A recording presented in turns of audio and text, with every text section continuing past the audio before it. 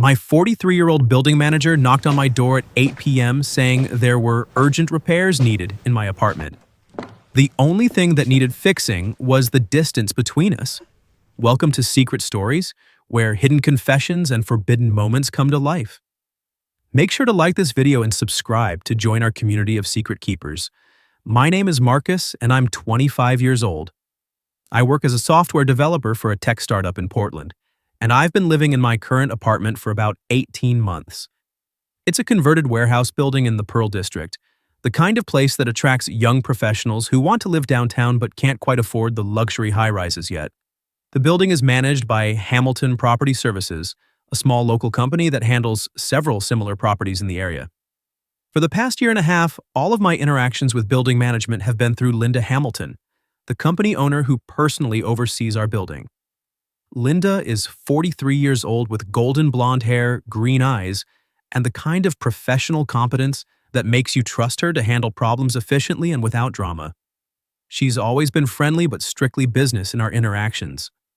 When my dishwasher leaked and flooded my kitchen 6 months ago, Linda showed up within an hour with a repair crew and handled everything seamlessly. When there was a problem with the building's heating system last winter, she personally went door to door to check on residents and coordinate temporary solutions.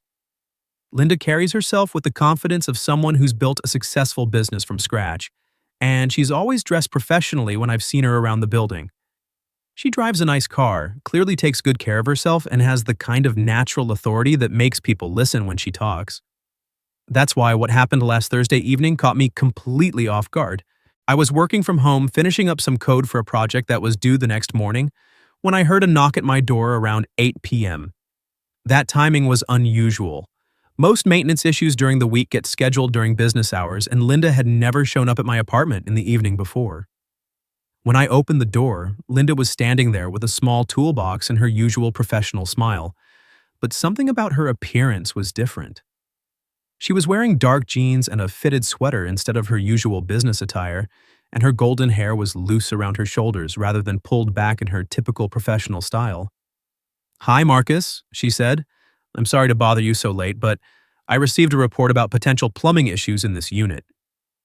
I wanted to check on things before they become a bigger problem." "I haven't noticed any plumbing problems," I said, stepping aside to let her in. "Everything seems to be working fine." "Sometimes these issues develop gradually," she said, setting her toolbox down near the entrance. "Water pressure, small leaks behind walls, that kind of thing. I'd rather catch them early than deal with major water damage later." That made sense from a property management perspective, so I didn't question it. Linda had always been proactive about building maintenance, and I appreciated that she took care of problems before they affected residents. "What do you need to check?" I asked.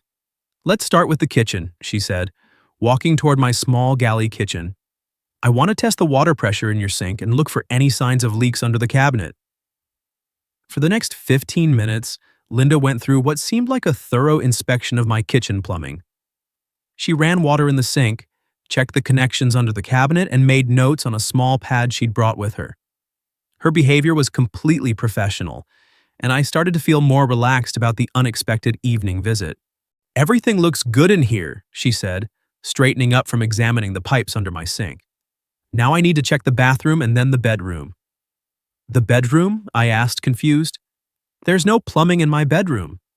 "Actually, there is," she said with a slight smile. "Your bedroom shares a wall with the main bathroom, and sometimes we see pressure issues or hidden leaks that affect the adjacent room. I need to check the water pressure in your bathroom and make sure there are no moisture problems in the bedroom." That explanation sounded reasonable enough, though I'd never heard of plumbing issues affecting bedrooms before. But Linda was the expert, and she'd never given me reason to doubt her knowledge or professionalism.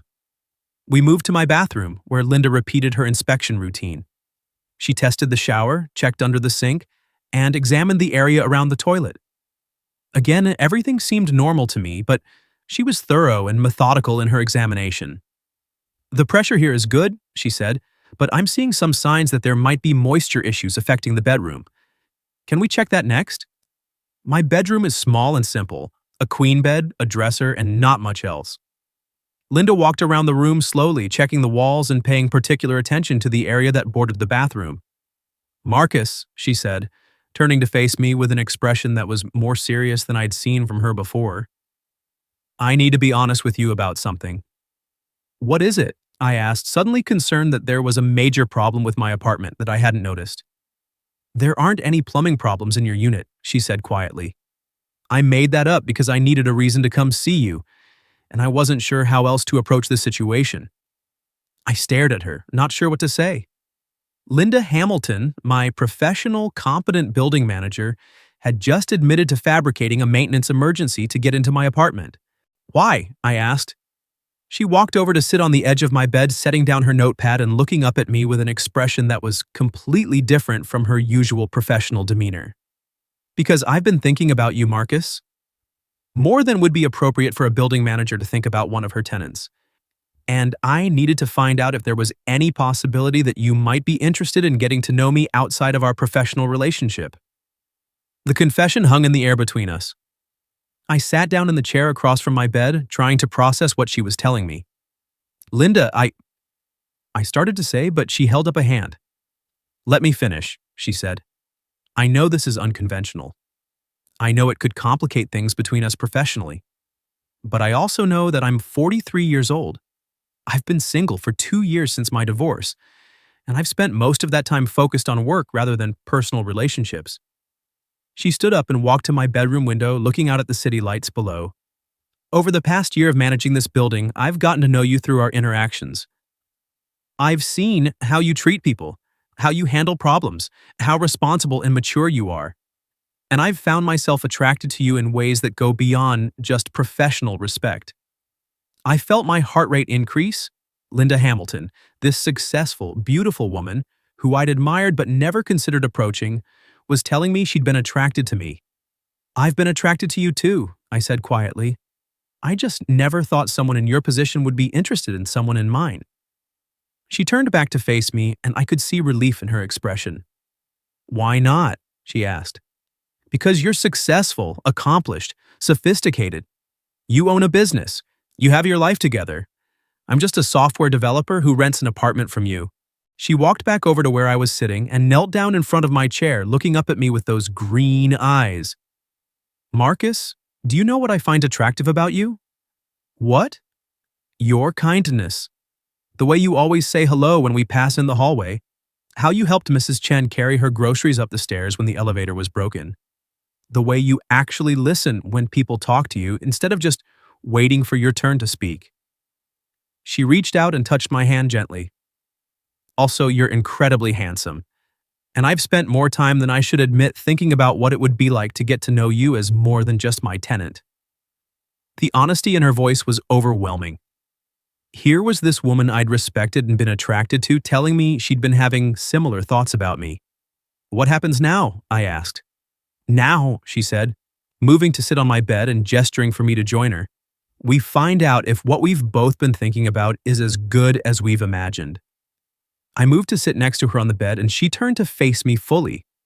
But first, she said, I need you to understand something. If we cross this line, our professional relationship will become more complicated. I'll still be your building manager, you'll still be my tenant, but there will be personal feelings involved that could affect how we handle business matters. Are you willing to deal with that complexity? I asked. I am if you are, she said. What I feel for you is strong enough that I'm willing to figure out how to balance the personal and professional aspects of our relationship. I feel the same way, I said. She smiled then, the first completely unguarded smile I'd ever seen from her.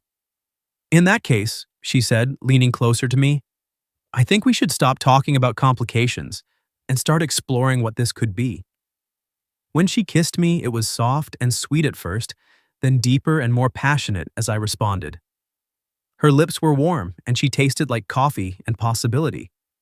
When we broke apart, we were both breathing harder. That was worth the elaborate maintenance story, I said, making her laugh. I'm glad you think so, she said. Though I have to admit, I was nervous about whether you'd be interested or if you'd think I was completely unprofessional. I think you're incredible, I said honestly. Professional, successful, beautiful, and apparently brave enough to take risks for something you want. That evening, Linda and I talked for hours about our lives, our goals, our fears about mixing personal and professional relationships. She told me about her divorce, how she'd thrown herself into building her property management business to avoid dealing with loneliness. I shared my own relationship history, my career ambitions, my uncertainty about the future. You know, she said as the evening was winding down, I haven't felt this comfortable with someone in years. You make me remember that there's life outside of work. You make me feel like I have potential I haven't tapped into yet, I said. Being around you makes me want to be more ambitious, more focused on building something meaningful. She reached over and took my hand. Maybe we can build something meaningful together. That was 4 months ago.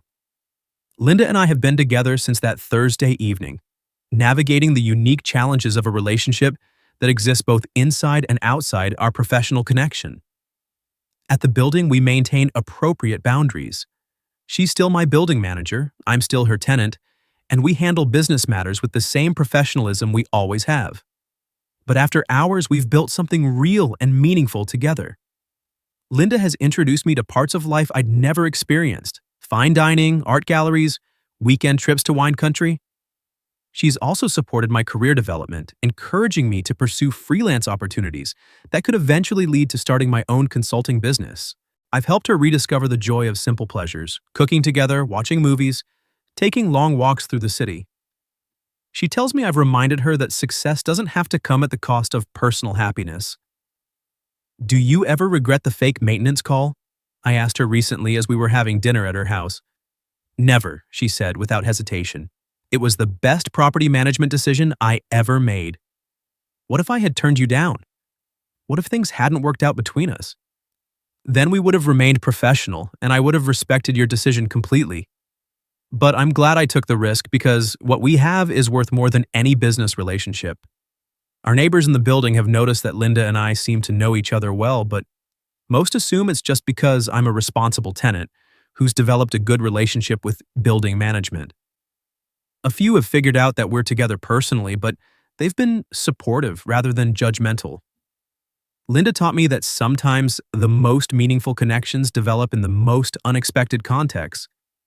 She also showed me that professional competence and personal vulnerability aren't mutually exclusive, that someone can be incredibly successful in their career while still being open about their emotional needs. The distance between us that needed fixing wasn't physical. It was the professional boundaries that were keeping us from exploring something that had the potential to be significant. Sometimes the most important repairs aren't about plumbing or maintenance. They're about building connections between people who are brave enough to take risks for something meaningful.